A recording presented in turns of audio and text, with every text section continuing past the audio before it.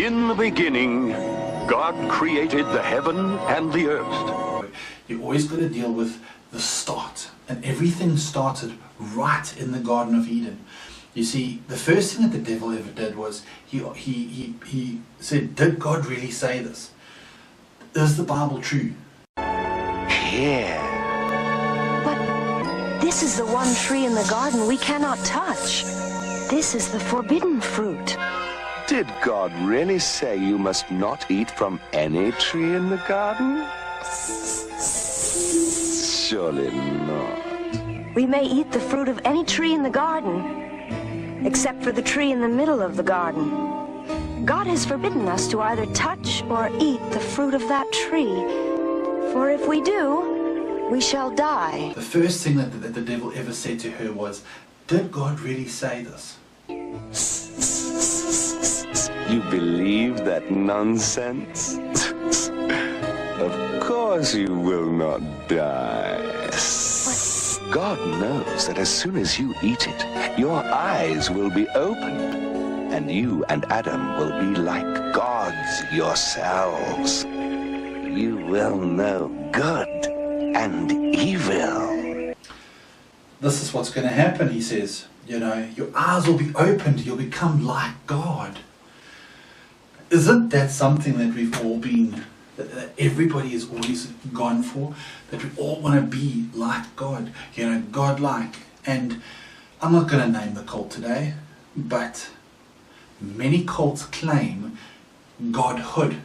That if you are good, that you'll eventually attain godhood. Now anyway, let's start with the first cult that ever got started. It actually came around with the Tower of Babel. I'm going to read it to you. I'm going to basically just read some notes that I've actually written.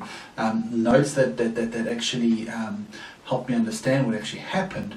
And if you look at Israel's history, a lot of Israel's history is, they actually went back to this Baal worship. Every once in a while they'd return it because that was the religion that actually carried on through the ages. Even today you have Baal worship.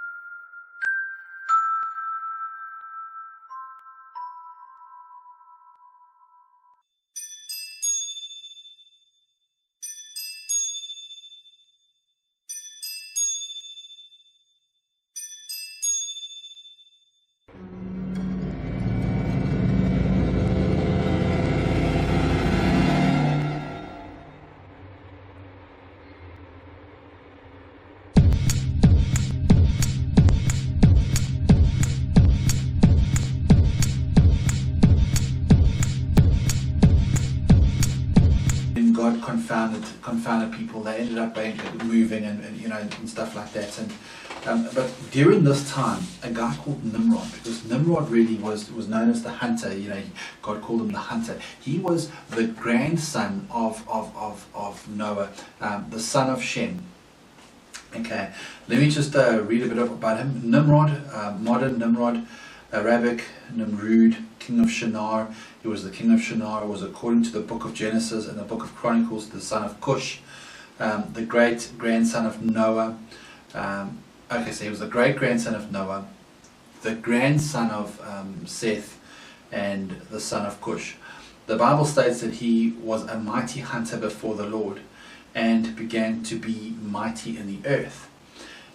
Extra biblical traditions associate him with the Tower of Babel, led to his reputation as king who was rebellious against God. Since the city of Akkad, Babylonian Akkad, was destroyed and lost with the destruction of the empire in the period, the stories mentioning Nimrod seem to recall late early Bronze Age. The association with Erech, Babylonian Uruk, a city that's lost its prime importance around 2000 BC as a result of struggles between Isin, Larsa, and Elam, who attest the early providence of the story of Nimrod. Several Mesopotamian ruins were given Nimrod's name by 8th century Arab, including the ruins of Assyrian city Kulba, Kalu, whatever. But Nimrod was known as starting the cities of the cities of Babylon, and of course Nineveh. Nineveh were attributed to him. The first mention of Nimrod is in the Table of Nations. He's described as the son of Cush, grandson of, my mistake, Ham, and great-grandson of Noah. The land of Nimrod uses synonym for Assyria or Mesopotamia, as mentioned in the book of Micah. And they shall lay waste of Syria and the sword, and the land of Nimrod and the entrance thereof. Thus shall he shall deliver us from the Assyrians when he cometh into our land, and when he treadeth our borders. Okay.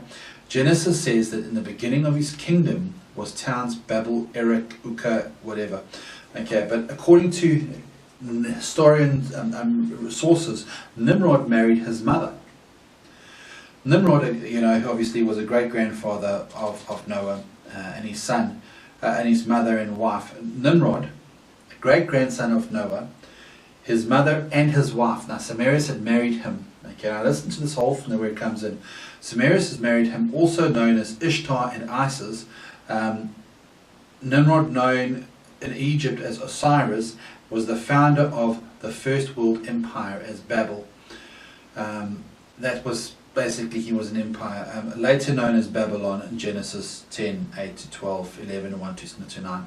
From the ancient sources such as Epic of Gilgamesh and records unearthed by archaeologists from the long-ruined Mesopotamian and Egyptian cities, we can reconstruct events. Okay, so basically, Nimrod was a great warrior, rebellious to God, married his mother, sick as that is, and and he went and founded cities. When he died, his mother sort of elevated him to godhood, claiming that that the son that she bore was a reincarnation of him. Okay, so basically that's really what happened. After Nimrod's death, Semiramis promoted the belief that he was a god. This was in 2167 BC. She claimed that she saw a full-grown evergreen tree out of the roots of the dead tree stump, symbolizing the springing forth of new life for Nimrod. On the anniversary of his birth, she said Nimrod would visit the evergreen tree and leave gifts under it. His birthday fell on the winter solstice at the end of September, and after he died, she, a few years later, of course, she basically attributed that day to him. Okay, a few years later, Semiramis bore a son, Horus of Gilgamesh. She declared that she had been visited by the spirit of Nimrod, who left her pregnant with a boy. Horus, she maintained, was Nimrod incarnate. With a father, mother, and a son deified, the deceptive, perverted trinity was formed. So out of her there was the whole Madonna story. Samaris and Horus were worshipped as Madonna and Child. As the generations passed, they were worshipped under other names, different countries and languages, many of these recognizable: Fortuna and Jupiter in Rome, Aphrodite, Adonis in Greece, Astaroth, Astarte and Molech, Baal in Canaan. So their names changed, but they during the time between Babel and Christ, pagans developed the belief that the days grew shorter in early winter because leaving them. When they saw the length of the day increasing, they celebrated by riotous, unrestrained feasting and orgies. This celebration is known as Saturnalia, which was named after Saturn, another name for Nimrod. But through his scheming and designing, Samaris became the Babylonian queen of heaven, and Nimrod, under various names, became the divine son of heaven. Through the generations in this idol worship, Nimrod became the false Messiah, son of the sun god.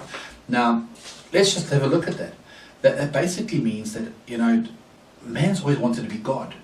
That's something that we've always wanted. I look at it in mythology, I look at it in today's mythology, everything like that, we've always wanted to be God. And you know what? Religions then suddenly have done it as well. Where we've taken the Bible, we've subverted the word of God, and then we suddenly make up our own religions.